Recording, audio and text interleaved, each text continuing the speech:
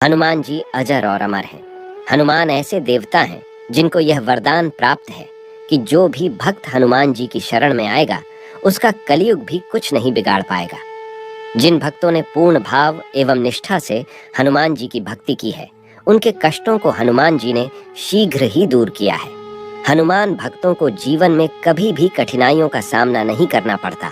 उनके संकटों को हनुमान जी स्वयं हर लेते हैं।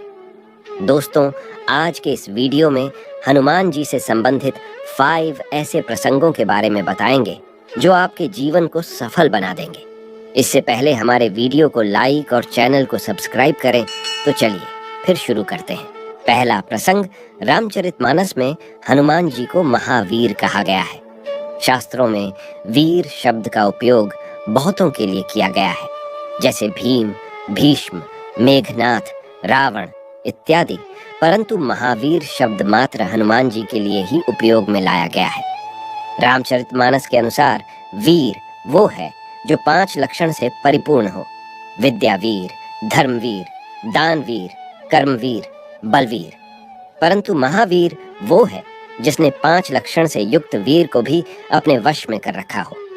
भगवान श्री राम में 5 लक्षण थे और हनुमान जी ने उन्हें भी अपने वश में कर रखा था।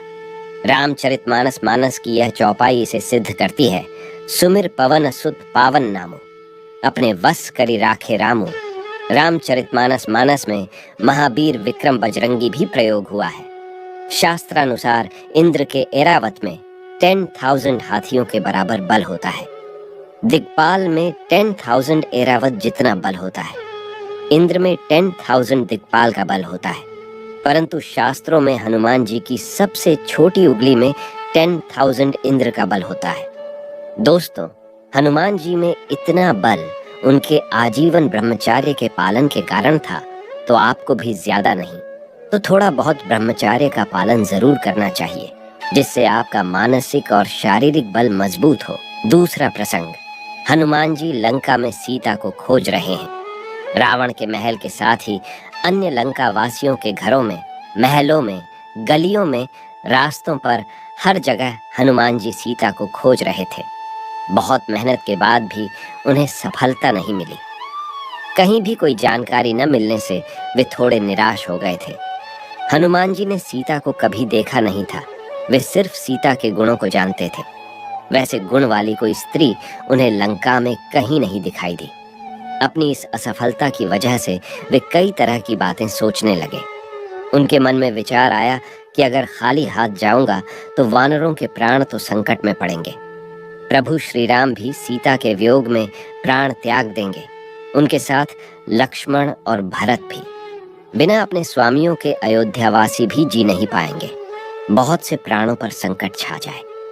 ये बातें सोचते हुए उनके मन में विचार आया कि मुझे एक बार फिर से खोज शुरू करनी चाहिए। ये विचार आते ही हनुमान जी फिर से एक नई ऊर्जा से भर गए। उन्होंने अब तक की अपनी लंका यात्रा की समीक्षा की और फिर नई योजना के साथ खोज शुरू की। हनुमान जी ने सोचा, अभी तक ऐसे स्थानों पर सीता को ढूंढा है जहां राक्षस निवास करते हैं। अब ऐसी जगह खोजना चाहिए जहां आम राक्षसों का प्रवेश वर्जित हो। इसके बाद उन्होंने रावण के उद्यानों और राजमहल के आसपास की जगहों पर सीता की खोज शुरू कर दी। इसी खोज में वे अशोक वाटिका पहुंच गए। वहां सफलता मिली और सीता से भेंट हुई। हनुमान जी के एक विचार ने उनकी असफलता को सफलता में बदल दिया। दोस्तों, आज अधिकतर लोग किसी काम में असफल होने से निराश हो जाते हैं। ऐसी स्थिति में हमें एक बार फिर से कोशिश करनी चाहिए। निराशा से बचना चाहिए, उत्साह बनाए रखें और पूरी ईमानदारी से सफल होने तक कोशिश करते रहना चाहिए। तीसरा प्रसंग, एक बार माता सीता ने हनुमान जी से प्रसन्न होकर उन्हें हीरों का एक हार दिया और बाकी सेवकों को भी उन्होंने भेंट स्वरूप मोतियों से जड़े रत्न दिए। जब हनुमान जी ने हार को अपने हाथ में लिया, तब उन्होंने प्रत्येक हीरे को माला से अलग कर दिया और उन्हें चबा चबा कर जमीन पर फेंकने लगे। ये देख माता सीता को क्रोध आ गया और वे बोली, अरे हनुमान, ये आप क्या कर रहे हैं? आपने इतना मूल्यवान हार नोच खसोट कर नष्ट कर दिया। ये सुनकर अश्रुपूरित नेत्रों से हनुमान जी बोले, माते, मैं तो केवल इन रत्नों को खोलकर यह देखना चाहता था कि इनमें मेरे आराध्य प्रभु श्री राम और माँ सीता बसते हैं अथवा नहीं। आप दोनों के बिना इन पत्थरों का मेरे लिए क्या मोल। बाकी सेवक ये सारी घटना देख रहे थे। वे तुरंत ही हनुमान जी के पास आकर बोले कि हनुमान, यदि इन निर्जीव वस्तु में श्री राम नहीं है तो श्री राम कहाँ है? प्रभु श्री राम तो मेरे हृदय में बसते हैं। इतना कहकर उन्होंने छाती चीर डाली और माता सीता सहित सभी सेवकों को हनुमान जी के हृदय में श्री राम जी के दर्शन हुए। दोस्तों, भगवान हम सबके हृदय में विद्यमान है और उन्हें कहीं बाहर खोजने की आवश्यकता नहीं है। चौथा प्रसंग, एक बार माता सीता अपने मांग में सिंदूर लगा रही थी। उनके पास में ही बैठे हनुमान जी उन्हें सिंदूर लगाते हुए देख रहे थे। उन्होंने सीता माता से पूछा, माते, आपको हर रोज हम इसी तरह सिंदूर लगाते हुए देखते हैं, मांग में सिंदूर लगाने से क्या आशय है? सीता माता ने कहा, हनुमान, मैं अपने पति श्री राम के नाम की सिंदूर अपने मांग में लगाती हूँ ताकि उनकी उम्र बहुत लंबी हो। हनुमान जी सोच में पड़ गए और उन्होंने फौरन ही एक थाल सिंदूर लिया और अपने शरीर पर लगा लिया।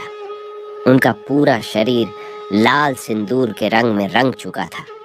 सीता माता यह सब देखकर हंसते हुए बोली, हनुमान, इसका क्या अभिप्राय है?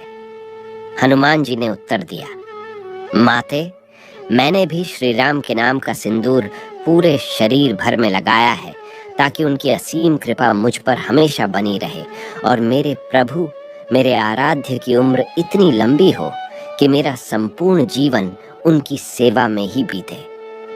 हनुमान जी के इन वचनों को सुनकर माता सीता का हृदय गदगद हो उठा। दोस्तों, इस जीवन को ईश्वर की भक्ति और सेवा में अर्पण कर देना चाहिए। पांचवां प्रसंग, जब हनुमान समुद्र पार करके सीता माता को खोजने के लिए लंका पहुंचे, तब वे रावण के छोटे भाई विभीषण के पास गए। विभीषण ने हनुमान जी से एक छोटा सा प्रश्न किया कि प्रिय हनुमान, क्या श्री राम मेरे ऊपर कृपा दृष्टि बनाएंगे? रावण मेरे भ्राता हैं, क्या यह जानते हुए भी वो इस संसार से मुझे मुक्ति दिलाएंगे? यह सुनते ही हनुमान जी बोल पड़े, विभीषण महाराज, आप संशय क्यों कर रहे हैं? जब मुझ जैसे वानर कुल में पैदा हुए एक वानर को उन्होंने शरण दे दी, अपना दास स्वीकार कर लिया, तब भला वे आपको क्यों नहीं अपनाएंगे? आप तो एक इंसान हैं और आपके अंदर इतनी अच्छाइयां छिपी है, वो जरूर आपकी सहायता करेंगे। इस प्रकार हनुमान जी ने ही अपनी भक्ति से विभीषण के मन में भी अटूट विश्वास पैदा कर दिया, जिस कारण ही विभीषण श्री राम का साथ देने को पूर्ण रूप से तैयार हो गए। दोस्तों, यदि हमारे अंदर भगवान के प्रति श्रद्धा, भक्ति और विश्वास है तो हम यही विश्वास दूसरों के अंदर भी पैदा कर सकते हैं। दोस्तों, उम्मीद करता हूँ कि हनुमान जी के ये प्रसंग आपको जरूर अच्छे लगे होंगे। हमारे वीडियो को लाइक और चैनल को सब्सक्राइब कर कमेंट में जय